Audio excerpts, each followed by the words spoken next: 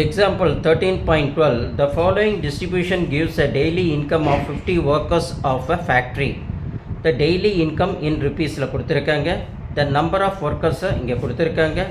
Write about the distribution as less than type cumulative frequency distribution அப்படின்னு நம்ம சொல்றோம்.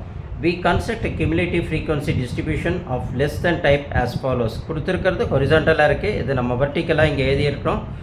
அங்க கொடுத்திருக்கிறதோட லோவர் லிமிட் அப்பர் லிமிட்டை பார்க்குறோம். அப்பர் லிமிட்டை தான் நம்ம என்ன செய்கிறோம், less than 120, less than 140, less than 160, less than 180, less than 200 அப்படின்ட்டு.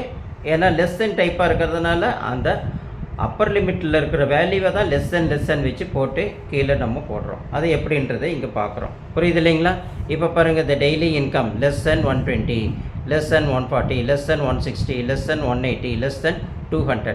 அங்கே கொடுத்துருக்கிற நம்பர் ஆஃப் ஒர்க்கர்ஸை அப்படியே நம்ம எடுத்துருக்கோம். புரியுது இல்லைங்களா? இப்போ இதை எடுத்து எழுதின உடனே கியூமுலேட்டிவ் ஃப்ரீக்வன்சின்னு சொல்கிறது என்னென்னா, கொடுத்துருக்கிற இந்த லெசன் டைப்பில் எவ்வளோ இருக்குது, 12 இருக்குது இல்லைங்களா? அந்த 12 ஆஸ் இட் இஸ் அப்படியே வரும். அப்புறம் 12ஓட இந்த 14 ஆட் ஆகும். ஆட் ஆச்சுன்னா நம்மளுக்கு 26, 26ஓட இந்த 8 ஆட் பண்ணணும். அப்போ நம்மளுக்கு எவ்வளவு 34 வரும். அந்த 34ஓட 6 ஆட் பண்ணணும், நம்மளுக்கு 40 வரும். அந்த 40ஓட 10 நம்ம ஆட் பண்ணுறோம், நம்மளுக்கு என்ன வரும், 50 வரும். இதுதான் லெஸ் தென் டைப். புரியுது இல்லைங்களா? ஸோ நம்ம புரியலைன்னா ஒரு தடவைக்கு 2 தடவை இந்த வீடியோ போட்டு பாருங்கள், ஈஸியாக நம்மளுக்கு புரிய ஆரம்பிக்கும்.